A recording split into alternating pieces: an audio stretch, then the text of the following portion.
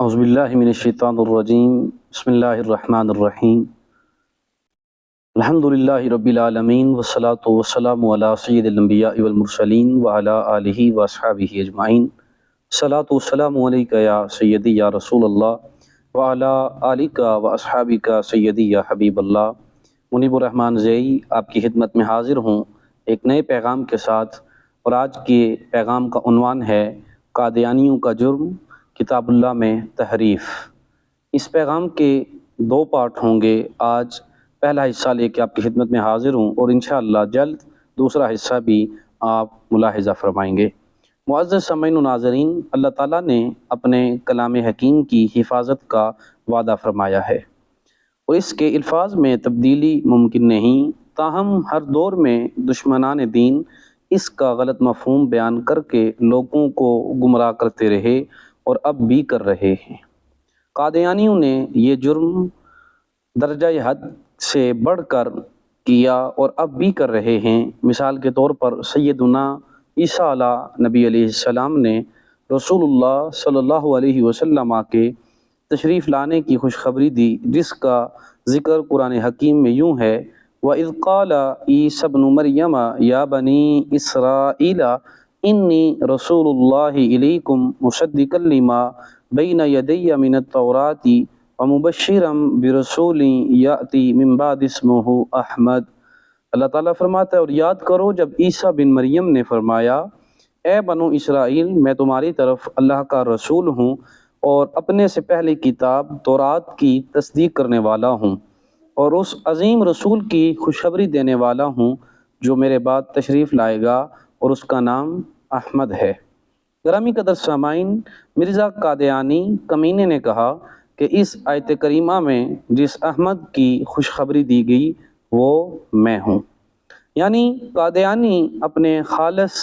کفریہ نظریات کو ثابت کرنے کے لیے کئی آیت قرآنی کا مفہوم بدلتے ہیں اور قرآنی الفاظ کی وہ تشریح کرتے ہیں جو خود قرآن حکیم اور صاحب قرآن صلی اللہ علیہ وسلم کے ارشادات عالیہ کے خلاف ہے۔ معزز سامعین و ناظرین، قادیانی اب بھی بہت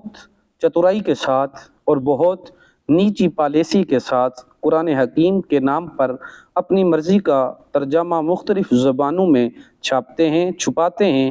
اور مفت تقسیم کرتے ہیں، اور پاکستان میں بھی کھلے عام یہ واردات ہو رہی ہے۔ کچھ عرصہ قبل چنیوٹ کے قادیانی ادارے مدرسۃ الحفظ کے پرنسپل مبارک احمد ثانی کے خلاف عوامی دباؤ پر مقدمہ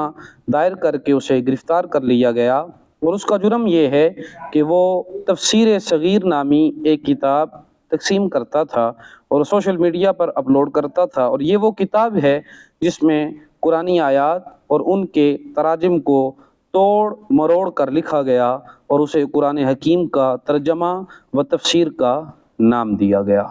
گرامی قدر سامعین، ملزم نے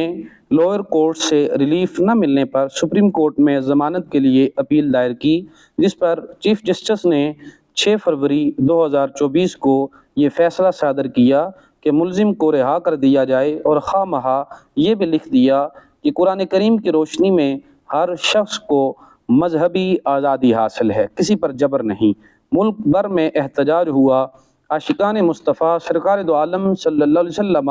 تحفظ ختم نبوت کرتے ہوئے اپنی جانوں کی پرواہ نہ کیے بغیر سڑکوں پر آئی، اور چنانچہ کیس پر نظر ثانی پھر شروع ہوئی۔ اب 24 جولائی کو نظر ثانی کیس کا فیصلہ سنایا گیا، اور جس میں کہا گیا کہ قادیانی عوامی سطح پر مسلمانوں کی دینی اصطلاحات استعمال نہیں کر سکتے، البتہ انہیں اپنے اداروں میں اس کا حق حاصل ہے، یعنی وہ اپنے گھروں اور اداروں میں قرآن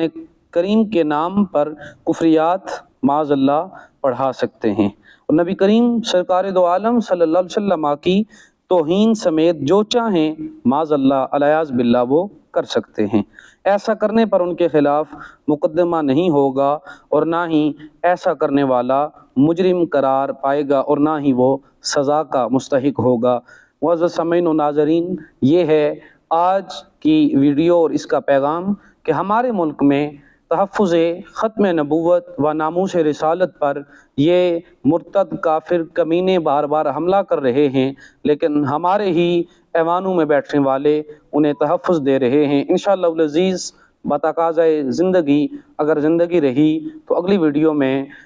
حضرت سیدنا عمر فاروق رضی اللہ تعالیٰ عنہ آپ کے حوالہ سے بتایا جائے گا کہ آپ کے دور میں اگر کوئی یہ جرت کرتا، اگر کوئی حضور پہ انگلی اٹھاتا یا آقا کریم سرکار دو عالم صلی اللہ علیہ وسلم کے بارے میں کچھ بھی الفاظ غلط استعمال کرتا تو پھر عمل فاروقی کیا ہوا کرتا تھا۔ اسی پہ اجازت اور نیکی کا کام آگے شیئر کرنا، اچھی بات کو شیئر کرنا، یہ بھی صدقہ جاریہ ہے، آپ اس میں ضرور حصہ لیں۔ جزاک اللہ، اللہ حافظ۔